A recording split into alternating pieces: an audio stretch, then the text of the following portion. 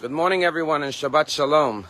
Someone once said to me that have a good day unless you have other plans, jokingly. We often wish people have a good day, but the question is, do we have any control over whether or not we have a good day? Well, in this week's Torah portion, the opening verse says that the lifespan of Sarah was 127 years. In those days, people lived longer. And then it says, these were the years of Sarah, our matriarch. And Rashi asks, it sounds repetitive. It already said, this is the lifespan of Sarah, 127 years. Why does the verse conclude with the words, Shnei Chaye Sarah, these were the years of Sarah? And Rashi says three words which are very interesting. Rashi says, this teaches us that kulam shavim letova, that all the years of Sarah's life were equally good. And the question is, how can we possibly say that all the years of Sarah's life were equally good? First of all, no one can say that all the years of their life were equally good. We all have better years and unfortunately worse years, challenging years, difficult years. But specifically when it comes to Sarah, we know the stories of Sarah's life. We know that she couldn't have a child until she was 90 years old. We know that she was abducted not once but twice.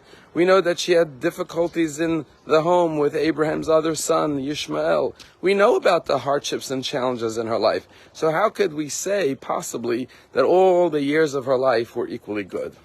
And one fascinating answer is that it doesn't say all the years of her life were equally happy or pleasant or easy or sweet. It says all the years of her life were equally good.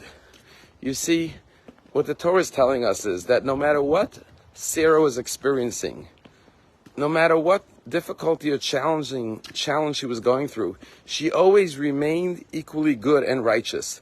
You can't control the cards you're dealt in life, but how you play them, how you handle yourself, how you conduct yourself, that is fully in your control.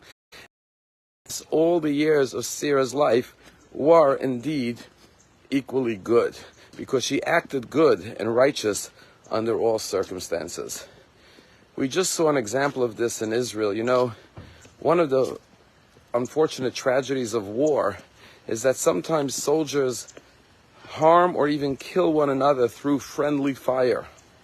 And we actually met an Israeli young man, an entrepreneur, who has a startup company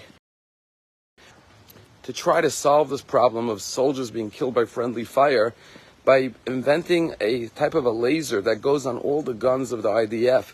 So if you're pointing it towards another friendly fire, towards a fellow soldier, not realizing in the dark of night or in the middle of the war that you're shooting towards another Israeli soldier, the laser will beep and give you an alert to check and make sure you're pointing in the right direction towards the right person to alert you that it's not an enemy. And God willing, if this invention works, it will save countless lives, because we always hear about people being killed from friendly fire. And as a matter of fact, last Friday, there was such an incident where a soldier accidentally shot another fellow IDF soldier.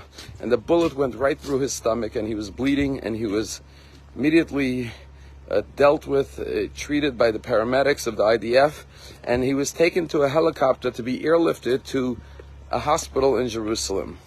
And the soldier was still alert, and as he was being loaded into the helicopter, he turned to the other soldiers and he said, please tell the soldier that shot me that I forgive him, that I fully understand that it was an accident, he didn't intend to hurt me, and tell him that I understand this is what happens sometimes during a war, because I don't want him to go into Shabbat feeling guilty and feeling bad for what he had done. And I thought about the soldier, and I said to myself, you know, the day you're shot, God forbid, was probably the worst day of your life. A bullet ripped through his stomach. But even on the worst day of his life, he was a good person. And he thought about the other person who was probably as riddled with guilt and regret and sorrow. And he said, please tell him I hold no bad will towards him. I understand we're all trying to fight for a good cause, and sometimes there's inadvertent accidents. And this is what it means, that all the days of Sarah's life were equally good. And that's something we could control and we can strive. We can't always control circumstances in life. Unfortunately, as we see, There are a lot of bad things and terrible things that happen in life that are out of our control. But how we respond to them, how we deal with them, how we rise to the occasion, that is what it means to be equally good all the days of your life. Shabbat Shalom.